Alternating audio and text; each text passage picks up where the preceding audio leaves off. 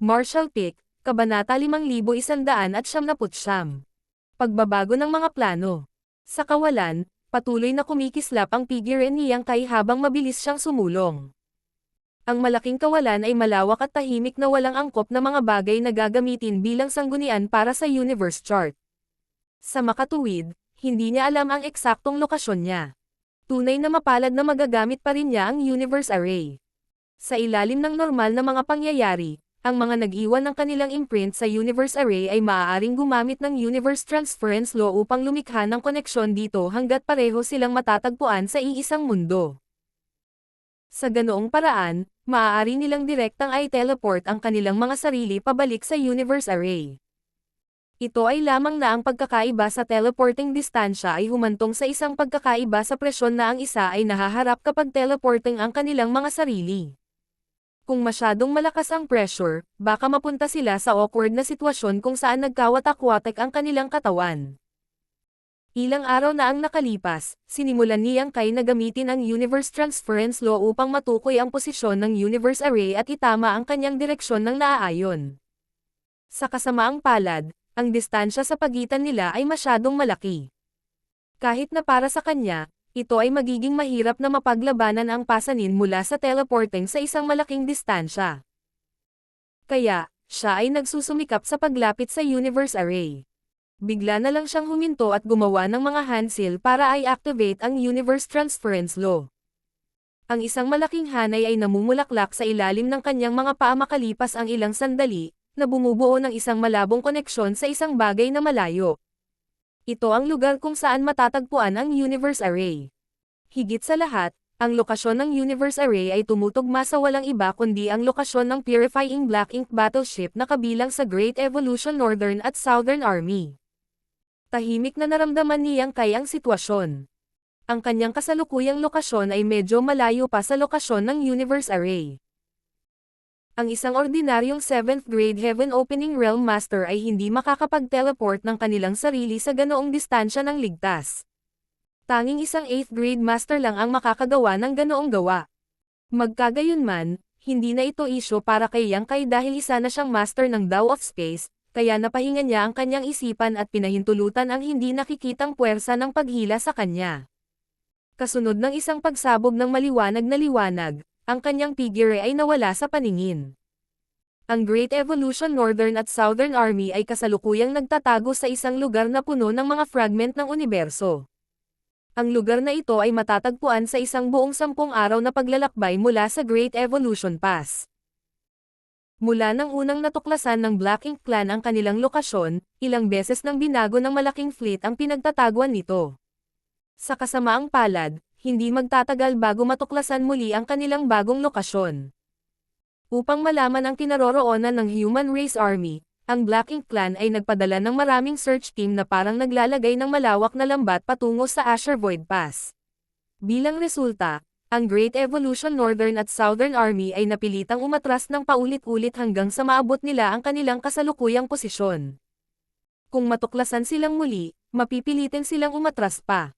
Kung tutusin, wala silang proteksyon ng isang old ancestor at magiging walang pagtatanggol kung biglang atakihin sila ng Royal Lord. Kaya naman, mas mabuting manatili silang malayo sa Great Evolution Pass hanggat maaari para sa kaligtasan. Sa deck ng Purifying Black Ink battleship, tahimik na nakatayo si Mi Jinglun sa busog ng barko habang hawak ang kanyang feather fan habang nakatingin siya sa labas sa direksyon ng Great Evolution Pass.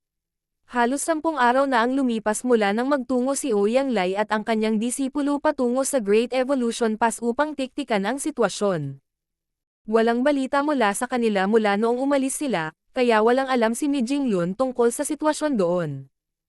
Ang ikinagulat ni Mi Jinglun sa partikular ay ang mga paggalaw ng Great Evolution Eastern at Western Army.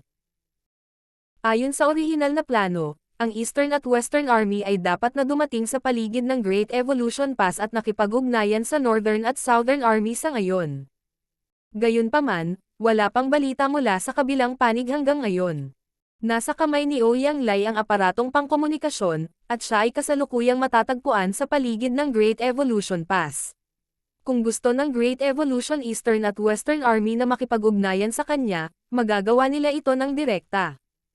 Kung wala ang pakikipagtulungan ng Great Evolution Eastern at Western Army, magiging mahirap na makamit ang tagumpay kasama ang 30,000 tropa ng Northern at Southern Army lamang.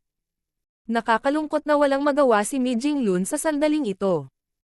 Kaya lang niyang gawin ang lahat para itago ang kinaroroonan ng Great Evolution Northern at Southern Army at matiag ang maghintay.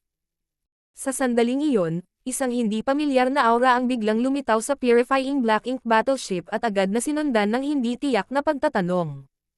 Sino ka? Biglang lumingon si Mi Jinglun para tumingin sa direksyong iyon. Iyon ay kung saan matatagpuan ang space array. Bukod dito, ang spirit array na ito ay nakalink sa sikretong silid kung saan ang universe array ay nakaayos sa Purifying Black Ink battleship. Kung ang isa sa mga sundalo ay bumalik sa Black Ink battleship sa tulong ng Universe Transference Law, agad silang ay teleport sa lihim na silid kasama ang universe array. Kaya lang, ang Purifying Light ay selyado sa loob ng secret room, kaya may isa pang space array sa loob ng secret room na nagpapahintulot sa kanila na may teleport pabalik sa deck ng barko nang hindi sinasayang ang anumang Purifying Light. Para sa kadahilan ng iyon, isang espesyal na gwardya ang naatasan sa pagsubaybay sa kaukulang space array sa deck. Ang nagtanong kanina ay walang iba kundi ang taong nagbabantay sa space array. May dumating sa Purifying Black Ink battleship sa pamamagitan ng universe array. Kudlit. Agad na bumalik sa katinoan si Mi Jinglun at nagpadala ng transmission sa guard. Dalhin mo ang taong iyon. Sumagot ang gwardya at dinala ang isang binata kay Mi Jinglun makalipas ang ilang sandali. Hindi na kailangang sabihin, ang taong dumating ay si Yang Kai. Sa pagtingin sa taong may iskolar na hitsura sa kanyang harapan, agad siyang nakilala ni Yang Kai at ikinuyom ang kanyang kamao bilang pagbati. Binabati ni Junior si Senior Mi. Bahagyang nagulat si Mi Jinglun. Kilala mo ba ako? Hindi ako naniniwalang nagkita na tayo, di ba? Sumagot si Yang Kai. Hindi. Ngunit, pamilyar ang junior na ito sa mga pangalan ng dalawang army commander ng Great Evolution Northern at Southern Army. Ang pangalan ni Senior Ouyang ay parang pag-aari ng isang mainitan ang ulo, kaya hinding-hindi siya magbibihis tulad mo. Dahil hindi ka Army Commander Ouyang, dapat ikaw ang isa pang Army Commander. Ngumiti si Mi Jinglun. Kaya ganyan yan. Ikaw dapat si Yang Kai, di ba? Sa pagkakataong ito, si Yang Kai naman ang magmukhang nagulat. Kilala mo ba ako, Senior? Ipinaliwanag ni Mi Jinglun. Dahil lumabas ka sa Purifying Black Ink battleship, halatang naiwan mo ang iyong imprint sa universe array. Magkagayunman, hindi ka sundalo mula sa Northern o Southern Army. Sa buong iba't ibang Great Passes, mayroon lamang isang tao na nag-iwan ng kanilang imprint sa lahat ng Purifying Black Ink battleships. Total, ikaw ang nag-ayos sa kanila sa Purifying Black Ink battleships. Bahagyang tumanggo si Yang Kai. Naging mataimtim ang ekspresyon ni Mi Jinglun, at itinuro niya ang usapan sa pangunahing paksa. Pumunta ka ba dahil may report ka para sa akin? Hinawakan ni Yang Kai ang kanyang kamao. Pumunta ako dito sa ilalim ng utos mula kay Army Commander Xiang Shan upang ipaalam sa Great Evolution Northern at Southern Army na nagkaroon ng pagbabago sa orihinal na plano. Itinaas ni Mi Jinglun ang kanyang kamay para samabad. Pakihinti sandali. Ang kanyang divine sense ay lumakas sandali bago siya sumenyas kay Yang Kai. Sumama ka sa akin. Pagkaraan ng ilang sandali, sinundan ni Yang Kai si Mi Jinglun sa Purifying Black Ink battleship at hindi nagtagal ay nakarating sa isang conference hall. Hindi nagtagal at sunod-sunod na dumating ang 8th grade division commanders na nakatanggap ng balita. Marami sa kanila ang nagulat nang makakita ng hindi pamilyar na mukha at nagtaka kung bakit nandito itong 7th grade junior.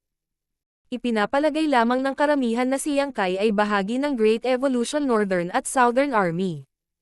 Pagkatapos ng lahat, ang Great Evolution Army ay binubuo ng mga taong nagmula sa iba't ibang Great Passes.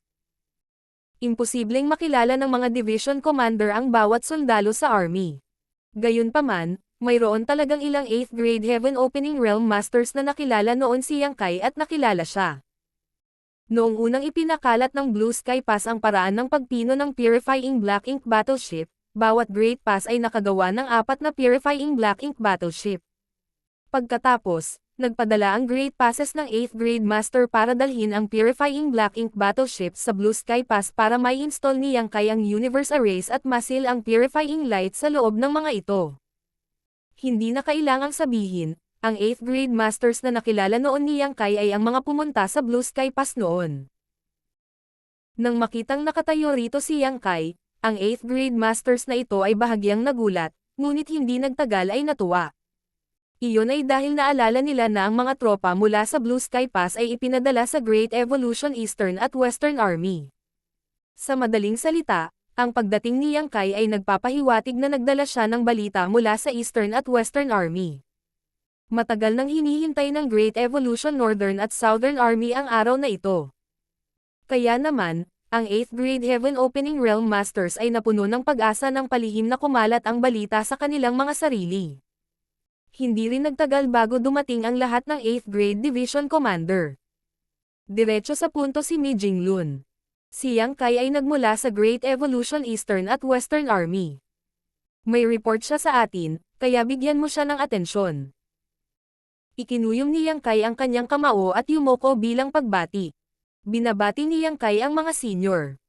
Inutusan ako ni Army Commander Siang Shan na ipaalam sa Great Evolution Northern at Southern Army na may mga pagbabago sa orihinal na mga plano sa labanan. Hindi niya alam kung ano ang orihinal na mga planong tinalakay ng mga nakatataas ng Great Evolution Army, ngunit tiyak na ito ay isang bagay sa linya ng pagtitipon ng lakas ng 4 na army para sa lakayin ang Great Evolution Pass. Gayunpaman, ang Great Evolution Eastern at Western Army ay tila nagkaroon ng mga bagong ideya pagkatapos ng kanilang pakikipagtagpo sa reinforcement ng Black Ink Clan sa kanilang paglalakbay. Ano ang nangyayari? Kudlit, bakit may mga pagbabago? Kung may mga pagbabago sa orihinal na plano, ano ang dapat nating gawin ngayon? Nagkagulo ang 8th Grade Masters. Hindi dahil sa hindi sapat ang lakas ng kanilang mga puso, sa halip ay ang mga mahahalagang bagay na militar ay may kinalaman sa pagbawi ng Great Evolution Pass at sa buhay ng libu-libong sundalo. Sa makatuwid, ang unilateral na anunsyo ng Great Evolution Eastern at Western Army tungkol sa mga pagbabago sa orihinal na mga plano ay nagulat sa kanila. Itinaas ni Mi Jinglun ang kanyang kamay upang pigilan ang ingay at sakalang kumalma ang 8th Grade Heaven Opening Realm Masters. Paglingon kay Yang Kai, nagtanong si Mi Jinglun. Nakaranas ba ng hindi inaasahang insidente ang Great Evolution Eastern at Western Army? Maikling tugon ni Yang Kai. Walang mga hindi inaasahang insidente, ngunit nakatagpo kami ng Black Ink Clan Reinforcement Army na patungo sa Wind and Cloud Pass ilang araw pagkatapos ng aming pag-alis. Bagamat ang kalaban ay may 300,000 kawal, ito ay isang madaling tagumpay para sa aming panig sa ilalim ng pamumuno ng Old Ancestor. Bahagyang tumango si Mi Jinglun. Ang isang puwersa ng 300,000 tropa ay maaaring mukhang marami, ngunit sila ay simpleng mga reinforcement na ipinadala ng Great Evolution Pass sa Wind at Cloud Pass. Malinaw na wala silang maraming territory lord sa kanila, kaya hindi mahirap talunin sila sa lakas ng Great Evolution Eastern at Western Army. Ano ang sinabi ni Senior Brother Siang? Mas lalo niyang sinisiyasat. Ipinagpatuloy ni Yang Kai. Sinabi ng Army Commander na ang Great Evolution Eastern at Western Army ay gagawa ng paraan para maakit ang atensyon ng Black Ink Clan sa Great Evolution Pass at gamitin ang pagkakataong ito para dumiretso sa teritoryo ng Black Ink Clan. Kapag ang balita ay umabot sa Great Evolution Pass, ang Black Ink Clan sa Great Evolution Pass ay tiyak na gagawa ng hakbang. Kung ipapadala nila ang kanilang army pabalik upang palakasin ang kanilang teritoryo, umaasa siya na haharangan sila ng Northern at Southern Army para hindi ma-atake ang Eastern at Western Army mula sa likuran. Sa sandaling lumabas ang mga salitang iyon sa kanyang bibig, ang 8th Grade Masters na natahimik kanina ay nagpakita ng mga palatandaan ng muling pagkagulo. Bagamat ang mga utos na inihatid ni Yang Kai ay eksakto at tumpak, mayroon ding maraming nakakagulat na mga punto. Sumimangot si Mi Jinglun. Ang Great Evolution Eastern at Western Army na nagpaplanong kunin ang atensyon ng Black Ink Clan sa Great Evolution Pass. Paano nila makakamit iyon? Saglit na nag-isip si Yang Kai bago sumagot. Sa panahon ng marcha, ipinatawag ng Army Commander ang lahat ng artifact refiner na kasama ng Eastern at Western Army at ng alap ng napakaraming materyales upang pinuhin ang isang kakaibang uri ng papay. Ang mga puppet na ito ay humanoid sa hugis at bagamat wala silang mahusay na kakayahan sa pakikipaglaban, maaari nilang ilabas ang aura ng 5th grade Heaven Opening Realm Master at mas mataas kapag na-activate na sila. Ito ay dapat na sapat na upang malito ang mga ito para sa mga totoong tao mula sa malayo pagkatapos nabihisan sila ng kaunti gamit ang ekstrang damit na nakolekta sa ibang pagkakataon. Mga puppets. Bahagyang natigilan si Mi Jinglun. Ang pagkolekta ng mga materyales para sa pagdadalisay at ekstrang damit habang nasa marcha ay nagpapahiwatig na ang Great Evolution Eastern at Western Army ay nakagawa ng plano sa mabilisang. Ito ay hindi isang bagay na pinaghandaan. Kung hindi, hindi nila iniwan ang Northern at Southern Army sa dilim. Bukod pa rito, dapat na alam ni Xiang Shan na ang army ay dapat na sumulong ng may matinding pag-iingat. Ang padalos-dalos na pagbabago sa orihinal na mga plano ay nangangahulugan lamang na mayroon siyang mas magandang plano sa lugar. Bagamat ipinapaliwanag lamang ni Yang Kai kung ano ang ginawa ng Great Evolution Eastern at Western Army sa kanilang marcha at hindi nagbigay ng sarili niyang mga haka-haka, ang marinig lamang ang mga salitang puppet at damit ay sapat na upang gawin ang karamihan sa mga tao na maging ganoon din. Conclusion. Malinaw na gustong gamitin ng Great Evolution Eastern at Western Army ang mga pinong puppet na ito para iguhit ang mga mata ng Black Ink Clan sa Great Evolution Pass. Ilan sa mga puppet na ito ang napino mo? Muling tumama sa ulo ang tanong ni Mi Jinglun. Ang isang maliit na bilang ng mga puppet ay hindi makakamit ang anumang epekto. Maaakit lamang nila ang atensyon ng Black Ink Clan kung pinipino nila ang isang kamangha-manghang bilang ng mga ito. Ako mismo ang nagpino ng higit sa 140 puppet, at mayroong 1,000 o higit pang artifact refiner na sumama sa Eastern at Western Army. Isinasaalang-alang na ang mga natamo ng bawat tao sa daw ng artifact refining ay magkakaiba at ang bilang ng mga puppet na maaari nilang pinuhin ay iba rin. Ang junior na ito ay konserbatibong tinatansya na humigit kumulang 50,000 puppet ang napino. Ang bilang ay maaaring mas mataas pa kaysa doon. Marshall Peak, Kabanata 5,200. Mi Jinglun. 50,000. Agad namang sumimangot ang isa sa mga 8th grade division commander bilang tugon. Hindi maliit na bilang iyon.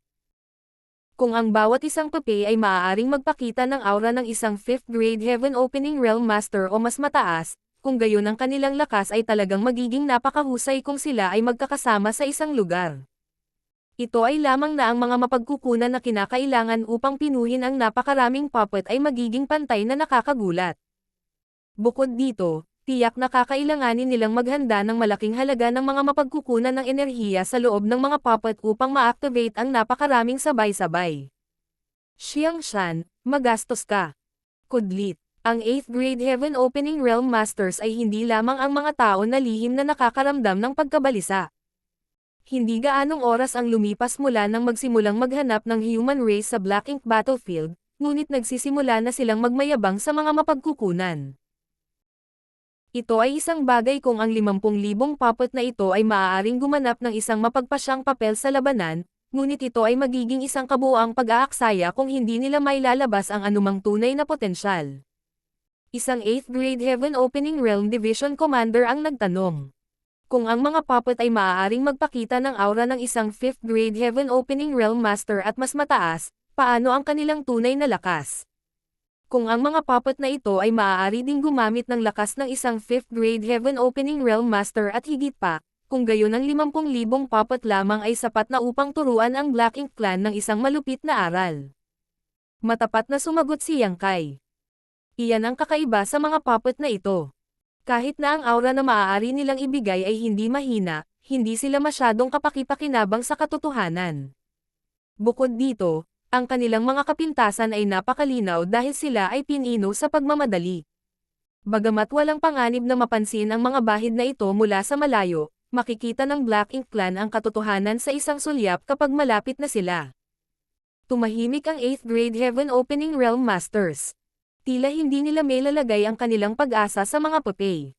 Maaari lamang silang ipadala bilang pain para sa Eastern at Western Army sa karamihan.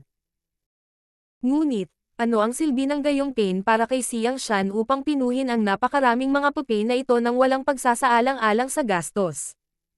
Habang pinag-iisipan ng 8th grade Heaven Opening Realm Masters ang mga tanong na ito, pinaypayan ni Mi Jinglun ang sarili gamit ang feather fan sa kanyang kamay. May nag-iisip na tingin sa kanyang mukha, at ang kanyang mga mata ay patuloy na kumikislap na may kakaibang liwanag. Iyon ang mga senyales na nagpapahiwatig na siya ay nag-iisip ng buong lakas. Pinino ng East-West Army ang mga puppet na ito sa marcha, na nangangahulugang isa itong di madaling desisyon. Kung hindi, ang mga puppet na ito ay naihanda ng maaga bago pa man bumuo ng isang malaking army ang Wind at Cloud Pass. Ano ang maaaring humantong sa East-West Army na gumawa ng gayong pagpili? Imposibleng mangyari ang gayong pagbabago ng walang dahilan sa mundong ito, lalo na kapag nauugnay ito sa isang bagay na kasing halaga ng pagbawi ng Great Evolution Pass. Si Xiang Shan ay mas nakakaalam kaysa maging napaka-irresponsible. Higit pa rito, mayroong isang old ancestor na nangangasiwa sa East-West Army. Kung nabigo si Xiang Shan na kumbansihin ang old ancestor, imposibleng gumawa ng mga pagbabago sa orihinal na mga plano. Biglang inangat ni Mi Jinglun ang kanyang ulo upang tingnan si Yang Kai. Nag-utos ba siya ng pagpipino ng mga puppet bago o pagkatapos nilang makaharap ang mga reinforcement mula sa Black Ink Clan? Pagkatapos. Sagot ni Yang Kai. Pagkatapos na talunin ang mga reinforcement mula sa Black Ink Clan, nagsimulang magtipon si Army Commander Xiang Shan ng mga materyales para pinuhin ang mga puppet. Sa layuning ito, ang army ay tumagal pa ng ilang araw upang magpahinga at makabawi bago magpatuloy. Ang 8th grade Heaven Opening Realm Masters ay hindi nakaimik nang marinig nila iyon. Ang East-West Army ay tumagal pa ng ilang araw upang makabawi at muling ayusin. Kudlit, kailangang sabihin na ang North-South Army ay umalis mula sa Asher Void Pass ng buong pagmamadali, dahil sa takot na mawalan ng pagkakataong mag-atake habang ang elemento ng sorpresa ay nasa kanilang panig. Sa paghahambing, ang mga aksyon ng East-West Army ay hindi maisip. Ang mga reinforcement ng Black Ink Clan ay binubuo lamang ng 300,000 tropa, kaya sa isang old ancestor at 68th grade masters, ang East-West Army ay maaaring napuksa ang kalaban ng walang labis na pagsisikap. Bakit kailangan nilang magpahinga at mag-ayos muli? Biglang tumango si Mi Jinglun. Kaya ganyan yan. Isa sa 8th grade Heaven Opening Realm Masters na medyo malapit kay Mi Jinglun ay nagtanong. Brother Mi, ano ang napagtanto mo? Ang pakikinig kay Yang Kai na nag-uusap tungkol sa pag-uugali ng East-West Army sa marcha ay naging sanhi ng pagkamot ng ulo nitong mga 8th grade Heaven Opening Realm Masters sa dahilan kung bakit gumawa ng mga pagbabago si Xiang Shan sa orihinal na mga plano. Gayunpaman, sinabi ngayon ni Mi Jinglun na naiintindihan niya ang lahat.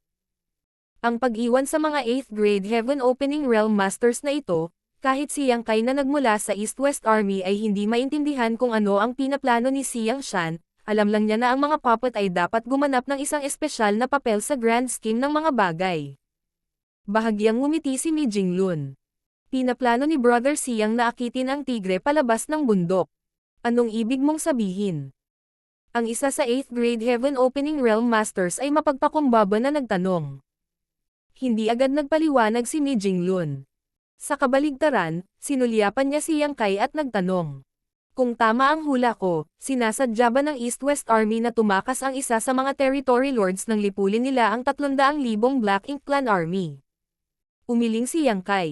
Hindi alam ng junior na ito. Nang magsimula ang digmaan, kapwa sila ng Dawn Squad ay nakatutok sa pagpatay sa kanilang mga kaaway. Walang oras para sa kanila na bigyang pansin ang ibang mga bagay. Kung gayon, ilang territory lord ang napatay ng East-West Army sa labanang iyon? Sagot niya. 11. Nakita ng disipulong ito ang aura ng 11 territory lord na naglalaho sa labanan. Eksakto. Sa pangkalahatan, isang territory lord ang mamumuno sa pagitan ng 20,000 at 30,000 tropa sa labanan. Para sa isang army na 300,000, dapat ay mayroong 10 hanggang 12 territory lords sa kabuuan. Dahil 11 territory lords lang ang nasawi, dapat isa sa kanila ang nakatakas. Napakunot ang noo ni Yang Kai sa pagkalito. May isang old ancestor na nangangasiwa sa partikular na labanang iyon, kaya kahit na tumakas ang isa sa mga territory lords, hindi niya mabibigo na mapansin itong tumakas. Sa ganoong paraan, ito ay tulad ng sinabi ni Mi Jinglun. Malamang na sinadya ng Old Ancestor na makatakas ang Territory Lord. Sa pag-iisip ngayon, ang East-West Army ay nag-set up ng isang ambush sa pagmamadali, at bago ang buong Black Ink Clan Army ay pumasok sa ambush zone, sila ay nalantad, kaya ang labanan ay nagsimula ng mabilis. Totoo na ang ilan sa Black Ink Clan ay nakatakas sa pagkubkob at nakaligtas bilang resulta. Bilang karagdagan, ang isang malaking barko sa ilalim ng isa sa mga Territory Lords ay tila naiwan. Noong panahong iyon, inakala ni Yang Kai na ang Territory Lord sa barkong iyon ay napatay, ngunit ngayon ay tila may mataas na posibilidad na ang kalaban ang tumakas sa halip. Gayunpaman, ito ay isang hindi may kakailan na katotohanan na ang mga aura ng 11 Territory Lords ay nawala sa panahon ng labanan. Nagpatuloy si Mi Jinglun. Ang Asher Void Pass at Wind at Cloud Pass ay parehong sumailalim sa malalaking pagbabago, na may pangalawang Old Ancestor na lumabas pa sa labas ng Wind at Cloud Pass. Ang ganitong balita ay hindi mananatiling lihim ng matagal, at tiyak nakakalat sa buong Black Ink battlefield ng napakabilis. Kung malalaman ng Royal Lord sa Great Evolution Pass ang tungkol sa insidenteng ito, walang alinlangan na magiging mapagbantay siya at mag-iisip kung sinusubukan ng human race na bawiin ang Great Evolution Pass. Gayunpaman, ang gayong mga kaisipan ay walang iba kundi mga haka-haka na walang ebidensya. Walang paraan upang patunayan ang kanyang mga hinala hanggang ang mga tao ay aktwal na naglunsad ng isang pag-atake. Gayunman, sadyang pinahintulutan ng East-West Army ang isang Territory Lord na makatakas.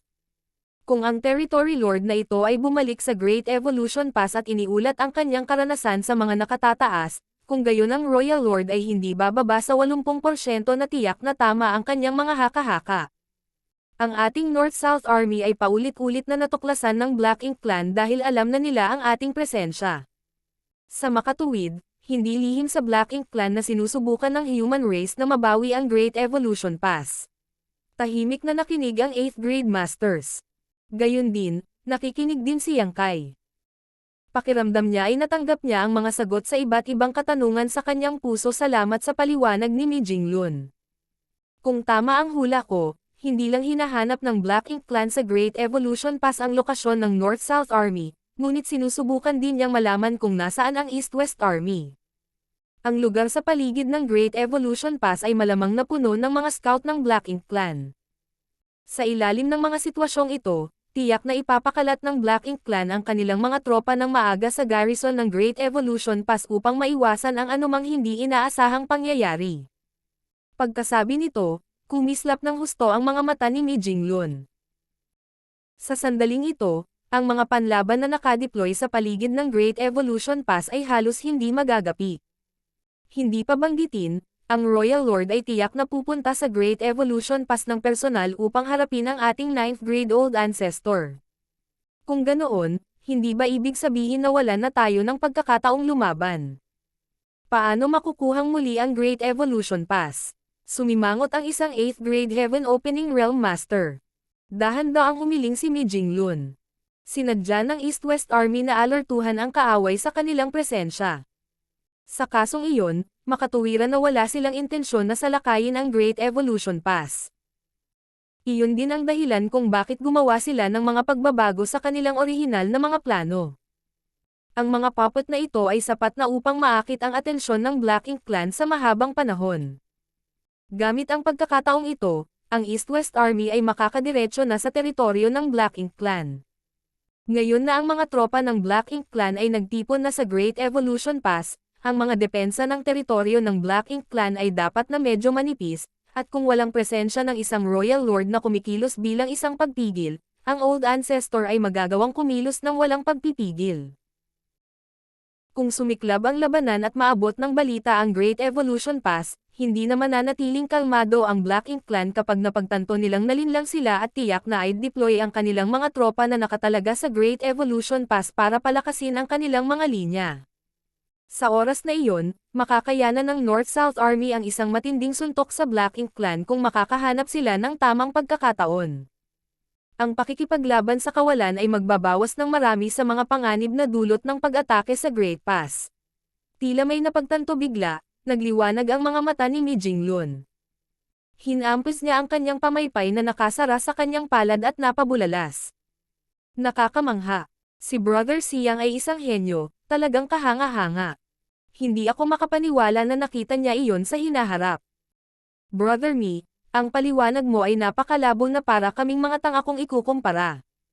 Hindi napigilan ng isa sa 8th grade Heaven Opening Realm Masters na magreklamo. Maraming tao ang tumawa bilang tugon. Kahit si Mi Jinglun ay bahagyang ngumiti. Sa ibang paraan, kung susundin natin ang orihinal na mga plano, ang North-South Army at ang East-West Army ay dapat na maglunsad ng isang mabilis, mapagpasyang welga. Dapat ay nagsanib puwersa tayo halos 1 buwan at kalahati na ang nakalipas, pagkatapos ay naglunsad ng pag-atake sa Great Evolution Pass. Ang ating kasalukuyang Great Evolution Army ay makapangyarihan, at ang Royal Lord ay wala sa Great Evolution Pass noon. Ang tanging mga tropa na nakatalaga doon ay ilang territory lords at kani-kanilang army, kaya hindi magiging mahirap na mabawi ang Great Evolution Pass. Tumanggo ang lahat bilang pag-unawa. Ang pagbawi ng Great Evolution Pass na may mabilis at biglaang strike ay ang orihinal na plano na binuo ng mga nakatataas. Walang nuance sa plano, isang diin lamang sa bilis. Sa madaling salita, binalak nilang sakupin ang Great Evolution Pass bago pa magkaroon ng oras ang Black Ink Clan na mag-react. Pagkatapos mabawi ang Great Evolution Pass, tiyak na kailangan nating umasa sa lakas nito para depensahan ang hindi maiiwasang pag-atake ng Black Ink Clan Army. Bagamat makapangyarihan ang Great Evolution Army at binubuo ng mas maraming tropa kaysa sa ibang Great Pass, hindi na tayo magkakaroon ng maraming oras para ihanda ang ating mga sarili kapag kinuha na natin ang Great Evolution Pass. Kaya naman, hindi namin magagawa ang halos lahat ng kapangyarihan ng Great Evolution Pass kapag dumating ang Black Ink Clan Army at nakasalubong lang sila ng direkta. Ang Black Ink Clan Army ay magkakaroon ng walang katapusang reinforcements na tutulong sa kanila, habang kami ay kakaunti sa bilang at ang aming mga reinforcements ay manggagaling sa malayo, kung sila ay dumating man. Kung walang anumang pundasyong maaasahan, tiyak na magdaranas tayo ng malaking casualty. Sa pinakamasamang sitwasyon, ang Great Evolution Pass ay muling kukunin ng Black Ink Clan. Gayunpaman, wala tayong magagawa para pigilan sila. Ngunit, mag-iiba ang mga bagay kung kikilos tayo ayon sa mga plano ni Brother Siang. Nasa sabik na paliwanag ni Mi Jinglun. Ang East-West Army ay susugod sa teritoryo ng Black Ink Clan at babawasan ang lakas ng Black Ink Clan hanggat maaari. Kasabay nito, mapipigilan ng North-South Army ang Black Ink Clan sa Great Evolution Pass. Hindi naman big deal kung hindi sila lalabas, pero kung gagawin nila, gagawa tayo ng paraan para tambangan sila at pahinin ang kanilang lakas. Kung magpapatuloy ang mga bagay sa ganitong paraan, ang Black Ink Clan ay kalaunan ay matatalo at mauubusan ng mga tropa. Sa oras na iyon, magkakaroon tayo ng sapat na oras upang palakasin ang ating lakas pagkatapos masakop ang Great Evolution Pass. Kapag nabawi na natin ang matatag na posisyon sa Great Evolution Pass, bakit kailangan nating katakutan ang walang kwentang Black Ink Clan? Bumungad sa kanila ang realisasyon matapos marinig ang kanyang paliwanag. Sila ay orihinal na nadama hindi masaya sa East-West Army para sa paggawa ng hindi autorisadong mga pagbabago sa orihinal na plano. Gayunpaman, sa pagtingin sa kasalukuyang sitwasyon, ang bagong plano ay talagang mas mahusay kaysa sa orihinal. Sa madaling salita, ang plano ni Siang Shan ay huwag pansinin ang Great Evolution Pass sa ngayon. Magkagayunman, ang kanilang layunin ay mabawi pa rin ang Great Evolution Pass. Sa pangmatagalan, ang planong ito ay nagkaroon ng mas mataas na pagkakataong magtagumpay, kaya naman ganap itong inendorso ni Mi Jinglun. Dahil mas maganda ang plano nila kaysa dati, napag-isip-isip na makikipagtulungan ang North-South Army. Pagkatapos ng ilang pagsasaalang-alang, biglang nagtanong si Mi Jinglun. Yang Kai, gaano katagal bago ka naglakbay dito mula sa East-West Army? Mga 20 araw o higit pa. Sagot ni Yang Kai. Marshall Pick, Kabanata 5201. Ang Human Race Army ay dumarating. Gaano kalayo ang East-West Army mula sa Great Evolution Pass noong umalis ka? Higit sa 1 buwang paglalakbay, ngunit wala pang 2 buwan. Gumamit si Yang Kai ng mahigit 20 araw para tapusin ang isang paglalakbay na aabutin ng isang ordinaryong tao ng halos 2 buwan upang makumplito. Kahit na hiniram niya ang kapangyarihan ng Universe Array sa Purifying Black Ink Battleship, iyon ay isang kamangha-manghang bilis. Gayunpaman, kung isasaalang-alang na siya ay isang master ng Dao of Space, ang resultang ito ay nasa loob ng katanggap-tanggap na saklaw. Mabilis na gumawa ng ilang kalkulasyon si Mi Jinglun bago sinabi ng malakas. Sa madaling salita, kung diretsong naniningil ang East-West Army para sa Great Evolution Pass, sa kasalukuyan ay wala pa silang 20 araw mula sa pakikipag-ugnayan. Ngunit, naniniwala ako na ang East-West Army ay nagbago na ng direksyon. Nagpaplano silang salakayin ang domain ng Black Ink Clan pagkatapos ng lahat. Halos oras na dapat. Sa humigit kumulang kalahating buwan, ang East-West Army ay maglulunsad ng pag-atake sa teritoryo ng Black Ink Clan. Sa oras na iyon, malalantad ang kanilang kinaroroonan. Ngunit, bago iyon, ilalabas nila ang libu-libong puppet bilang pain para makagambala sa Black Ink Clan na nakagarrison sa Great Evolution Pass. Kapag nalaman na ang East-West Army ay lumitaw sa teritoryo ng Black Ink Clan, ang Black Ink Clan sa Great Evolution Pass ay tiyak na kikilos. Tila kinakausap ni Mi Jinglun ang kanyang sarili, ngunit tila ipinapaliwanag din niya ang sitwasyon sa 8th grade Heaven Opening Realm Masters sa paligid niya. Ang kailangang gawin ngayon ng North-South Army ay humanap ng angkop na posisyon upang maitakda. Isang pananambang. Kapag nagpakita ang Black Ink Clan sa Great Evolution Pass, sasalubungin namin sila ng isang masakit na pag-atake. Sa isang hampas ng kanyang fan, nagdesisyon siya. Itinaas niya ang kanyang ulo at tumingin kay Yang Kai. Mayroon ka bang ibang utos bukod sa paghahatid ng mensaheng ito? Umiling si Yang Kai. Hiniling lang sa akin ng Army Commander na ipaalam sa North-South Army ang pagbabago sa mga plano. Wala siyang ibang utos sa akin. Mabuti. Kung ganoon, mangyaring makipagtulungan sa North-South Army sa ngayon. Oo, kinuyam ni Yang Kai ang kanyang kamao. Dala mo ba ang communication device? Tumanggo si Yang Kai at naglabas ng communication bead. Ibinigay ito sa akin ng Army Commander bago ako umalis. Tumanggo si Mi Jinglun. Hindi na kailangang problemayan ang iba kapag sapat na ang mag-isa para sa isang gawain. Dahil sanay ka sa Dao of Space, gusto kong humingi sa iyo ng pabor. Ibigay mo sa akin ang iyong mga utos, Senior. Pumunta sa Great Evolution Pass at gamitin ang communication device na ito para hanapin si Army Commander Ouyang Lai at ipaalam sa kanya ang tungkol sa sitwasyon dito. Matagal na niyang sinusubaybayan ang mga pagdalaw sa paligid ng Great Evolution Pass. Tanungin siya kung ang Royal Lord ay dumating na sa Great Evolution Pass at kung ang Black Ink Clan ay nagpapakita ng mga palatandaan ng pagbuo ng kanilang mga depensa. Pagkatapos makuha ang mga sagot, ihatid ang impormasyon pabalik dito sa lalong madaling panahon. Gayun din, hilingin sa kanya na manatili sa lugar upang subaybayan ang mga pagdalaw ng Black Ink Clan. Kung umalis ang Royal Lord sa Great Evolution Pass, dapat niyang ipaalam sa amin sa lalong madaling panahon. Naiintindihan. Magpatuloy ng may pag-iingat. Ang Black Ink Clan sa Great Evolution Pass ay nagpadala ng marami sa kanilang mga tropa bilang mga scout upang subukang hanapin ang North-South Army. Gawin mo ang iyong makakaya para hindi matuklasan. Muling tumanggo si Yang Kai. Pumunta ka. Si Mi Jinglun ay sinenyasan si Yang Kai na umalis.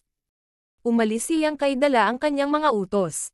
Pagkaalis ni Yang Kai, hinarap ni Mi Jinglun ang mga division commander. Ang kailangan nating gawin ngayon ay maghanap ng angkop na posisyon. Ang posisyon na ito ay hindi masyadong malayo sa Great Evolution Pass. Kung tayo ay masyadong malayo, wala tayong sapat na oras para pigilan ang Black Ink Clan kapag naipadala na nila ang kanilang mga tropa. Pero, hindi rin naman kami masyadong close. Kung tayo ay masyadong malapit, tayo ay may panganib na matuklasan nila. Ang aming pinakamahusay na pagpipilian ay isang lugar na matatagpuan humigit kumulang 3 hanggang 5 araw na paglalakbay ang layo. Mayroon ka bang magandang mungkahi? Sumagot ang isa sa 8th grade Heaven Opening Realm Masters. Hindi kami pamilyar sa topography malapit sa Great Evolution Pass. Upang makapili ng angkop na lokasyon, kakailanganin nating magsiyasat ng mabuti. Higit pa rito, hindi madaling itago ang aming fleet. Bakit hindi natin itago ng ating mga tropa ang lahat ng mga barkong pandigma? Iyon ay magpapadali para sa atin na manatiling nakatago. At saka, hindi pa huli na ipatawag sila kapag nagsimula na ang labanan. Bahagyang tumanggo si Mi Jinglun. Tama. Gayunpaman, ang Purifying Black Ink Battleship ay kailangang manatili, baka si Brother Ouyang ay walang paraan para makipag-ugnayan sa amin. Kasunod ng maikling talakayan, maraming utos ang ipinadala sa buong fleet at hindi nagtagal at halos lahat ng warship ay naalis, at ang Purifying Black Ink Battleship na lang ang naiwan. Kung wala ang mga hadlang ng mga warship, mas madali at mas epektibo para sa mga sundalo ng North-South Army na umasa sa kanilang iba't ibang secret techniques at artifacts upang itago ang kanilang presensya. Pagkatapos, maraming mga squad ang kasunod na ipinadala upang maghanap ng angkop na lokasyon ng tambangan.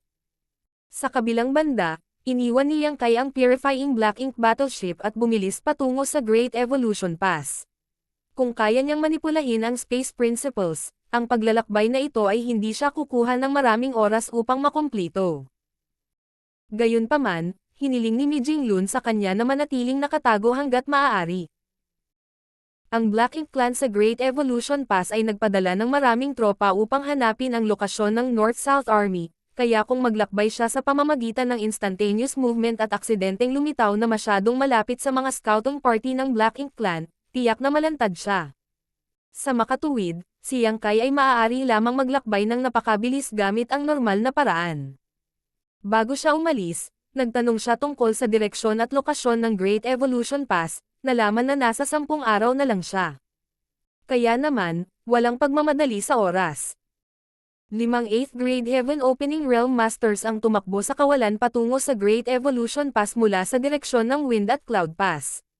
Ang 5 8th Grade Masters na ito ay ang mga umalis sa East-West Army dati. Bawat isa sa kanila ay may dalang space ring na puno ng mga puppet. Pagkatapos ng pag-alis ni Yang Kai, ang East-West Army ay kumilos ayon sa hula ni Mi Jinglun. Magkagayunman, ang 5 8th Grade Heaven Opening Realm Master na ito ay iba ang ikinilos at sa halip ay nagmadali sila patungo sa Great Evolution Pass. Kalahating buwan na lang ang layo nila mula sa Great Evolution Pass sa ngayon, at hanggang kamakailan lang, wala pa silang na-encounter na Black Ink Clansman. Ngunit, palagi silang nakatagpo ng iba't ibang Black Ink Clansmen nitong mga nakaraang araw. Karamihan sa mga Black Ink Clan team na ito ay pinamunuan ng nag-iisang feudal lord, kaya natural na hindi sila kalaban para sa 5 division commander. Hindi na kailangang sabihin, pinatay ng 8th Grade Masters ang lahat ng Black Ink Clansmen na kanilang nadatnan ng walang awa. Gayunpaman, ang kanilang madalas na pagkikita sa Black Ink Clan ay nagpapahiwatig na ang kanilang presensya ay napansin. Biglang huminto ang nangungunang 8th Grade Heaven Opening Realm Master at nagpadala ng Divine Sense Transmission. Tama na, magsimula na tayo. Tumanggaw naman ang 4 bilang pagsang-ayon. Naglabas sila ng space ring, at sa pagdagsa ng kanilang Divine Senses, nagsimulang lumitaw ang malalaking batch ng mga puppet. Bawat isa sa mga puppet na ito ay nagliliwanag ng aura ng 5th Grade Heaven Opening Realm Master o mas mataas, hanggang sa 7th grade. Ang isang puppet lamang ay maaaring hindi masyadong kapansin-pansin, ngunit sila ay naging isang malakas na puwersa ng napakarami sa kanila ay natipon sa isang lugar. Sa pagdami ng mga puppet, lalong naging kahanga-hanga ang aura na kanilang inilabas. Hindi nagtagal, ang buong kawalan ay nasira ng kanilang presensya. May kabuuang 70,000 puppet ang mabilis na ipinatawag ng 5 8th Grade Heaven Opening Realm Masters. Ang mga puppet na ito ay maayos na nakadamit, at ang kanilang mga mapagkukunan ng enerhiya ay 9 stall at na-charge ng maaga. Ang Divine Senses ng 5 8th Grade Masters ay muling sumulong upang ihatid ang isang napakasimpleng tagubilin sa puppet army na natipon sa harap nila. Sa susunod na sandali, ang Puppet Army ay tahimik na sumakay ng direkta sa direksyon ng Great Evolution Pass. Ang pagbibigay ng utos sa humigit kumulang 70,000 puppet ng sabay-sabay ay nangangahulugan na ang bawat 8th Grade Heaven Opening Realm Master ay may pananagutan para sa higit sa 10,000 puppet. Kahit malalim at malalim ang kanilang mga sinasaka, hindi nila mapigilan ang kanilang mga kutis na mamatla. Iyon din ang dahilan kung bakit magkasamang ipinadala ang 5 8th Grade Heaven Opening Realm Masters. Kung ang kanilang bilang ay nabawasan sa anumang paraan, hindi nila makokontrol ang napakaraming mga puppet na ito ng sabay-sabay. Matapos palayain ang Puppet Army na may 10,000, ang gawain ng 5 8th Grade Heaven Opening Realm Masters na ito ay maituturing na natapos. Pinagmasdan nila ang Puppet Army na inaanod palayo sa malayo, at pagkatapos magpahinga ng ilang sandali, tumalikod sila at tumakbo patungo sa kailaliman ng kawalan. Kinailangan para sa kanila na sumali sa iba pang army dahil ang kanilang lakas sa huli ay kakailanganing mag-ambag sa panahon ng pag-atake sa teritoryo ng Black Ink Clan. Nagmarcha pasulong ang Puppet Army. Wala pang isang oras, hindi nagtagal ay nakita ng isang Black Ink Clan search party ang aura ng army na ito mula sa malayo. Walang tumulong dito. Ang aura na nagmumula sa Puppet Army ay napakatindi, parang maliwanag na buwan sa kalagitnaan ng gabi. Mahirap para sa Black Ink Clansmen sa paligid na hindi mapansin ang kanilang presensya. Ang scouting party na ito ay pinamunuan ng isang feudal lord, na nakatanggap ng mga utos na imbestigahan ang mga posibleng lokasyon ng Human Race Army. Sa nakalipas na ilang araw, ang kanyang paghahanap ay walang bunga. Kaya naman, hindi niya inaasahan na gagawa ng ganoong kalaking pagtuklas ngayon. Noong una ay gusto niyang mag-imbestiga ng mas mabuti, ngunit natakot siya sa napakalaking aura at hindi ng ahas na lumapit ng malapitan. Kahit na maramdaman lang sila sa malayo ay namutla na ang mukha niya. Sa isang sulyap, masasabi niyang may ilang 10,000 sa Human Race Army na nagmamarcha patungo sa Great Evolution Pass nang walang anumang intensyon na itago ang kanilang mga sarili. Kaya naman, hindi siya nang ahas na mag-antala at nagmamadaling inihatid ang balita sa likuran. Kasabay nito, siya ay patuloy na umatras sa malayo habang sinusubaybayan ang mga galaw ng mga tao mula sa malayo. Pagkalipas ng ilang araw, sa wakas ay naihatid na ang impormasyon sa Great Evolution Pass salamat sa pagsisikap ng ilang Black Ink Clan squad. Sa loob ng maluwag na Grand Hall, isang grupo ng mga Territory Lord ang ikinulong sa isang mainit na talakayan. Samantala, ang dambuhalang Royal Lord na may pares ng itim na pakpak sa kanyang likod ay nakaupo lang roon na nakapatong ang ulo sa kanyang kamay at nakapikit ang kanyang mga mata. Mukha siyang hindi gumagalaw simula noong dumating siya. Biglang sumugod ang isang feudal lord sa Grand Hall at may ibinulong kay Hongdi bago siya mabilis na umalis muli. Natahimik ang Territory Lords at lumingon kay Hongdi. Humakbang si Hongdi at yumoko ng malalim. Royal Lord, natuklasan namin ang mga galaw ng Human Race Army. Bahagyang binuksan ng Royal Lord ang kanyang mga mata. Magsalita ka. Nakatanggap ako ng isang ulat ngayon, na nagsasabi na ang Human Race Army ay nakita sa direksyon ng Wind at Cloud Pass ilang araw na ang nakakaraan. Ang bilang ng mga kaaway ay tinatayang nasa pagitan ng 60,000 at 70,000.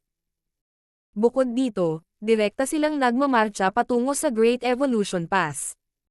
Ang isang feudal lord ay sinusubaybayan ang kanilang mga galaw mula sa malayo, ngunit wala siyang nakitang mga palatandaan na nagpapahiwatig na sila ay nagplano na baguhin ang kanilang landas. Kabastusan. Naniniwala ba ang human race na maaari nilang makuha muli ang Great Pass na ito na may maliit na puwersa na 60,000 hanggang 70,000? Malinaw na hindi nila alam ang kanilang lugar. Kagagaling lang yan sa Wind and Cloud Pass. Paano ang Asher Void Pass? Maaaring may isa pang army na hindi bababa sa mga numerong ito na nagmumula sa kabilang direksyon. Kung sila ay magsasama-sama, ang kanilang bilang ay aabot sa mahigit 100,000. E ano kung meron silang 100,000? Gamit ang Great Evolution Pass na kumikilos bilang isang kalasag at halos 1,000,000 ng mga sundalo ng ating Black Ink Clan, kalimutan ang 100,000 lamang, hindi sila magtatagumpay kahit na doblehin nila ang mga bilang na iyon. Tama iyan. Isa lang kung hindi nila tayo inatake, pero dahil naglakas loob silang pumunta, sisiguraduhin nating hindi na sila babalik. Royal Lord, mangyaring payagan kaming makatagpo ang mga tao sa labanan. Ang mga Territory Lords ay sumigaw ng maingay. Dahil sinakop nila ang geographical na kalamangan at ang kanilang lakas militar ay higit na lumampas sa lakas ng tao, natural na mayroon silang mga kwalifikasyon upang balewalain ang paparating na banta. Gayunpaman, hanggat walang sinabi ang Royal Lord, hindi sila nang ahas na kumilos ng padalos-dalos kahit gaano pa kalakas ang ingay nila. Nanatiling tahimik ng ilang sandali ang Royal Lord bago tuluyang ibinuka ang kanyang bibig para magtanong. Nalaman mo ba ang lokasyon ng 9th Grade Master? Sumagot si Hongdi. Walang binanggit ang feudal lord tungkol sa bagay na ito. Ngunit, ang 9th Grade Master ay tiyak na magmumula sa direksyon ng Wind at Cloud Pass. Tahimik na tumugon ang Royal Lord at bahagyang idinagdag. Ihanda ang inyong sarili. Mukhang aatake na ang human race. Oo, malakas na sumagot ang mga territory lords at itinaas ang kanilang mga manggas sa pag-asa. Ang balita mula sa frontline ay patuloy na dumating sa Great Evolution Pass. Wala pang 8 araw na paglalakbay ang Human Race Army mula sa Great Evolution Pass. Higit pa rito, hindi sila nagpakita ng mga palatandaan ng paghinto, pagbagal, o pagbabago ng direksyon. Wala pang 5 araw na paglalakbay ang Human Race Army mula sa Great Evolution Pass. Wala pang 3 araw na paglalakbay ang Human Race Army mula sa Great Evolution Pass. 1 araw na lang ang layo ng Human Race Army mula sa Great Evolution Pass. Sa isang lugar sa labas ng Great Evolution Pass, si Ouyang Lai at ang kanyang disciple ay lihim na nagtago sa isa sa mga nakakalat na asteroid. Ang kanilang kasalukuyang lokasyon ay mas malapit sa Great Evolution Pass kumpara sa dati nilang pinagtataguan. Masasabi pa nga na sobrang close sila kaya nagiging reckless sila.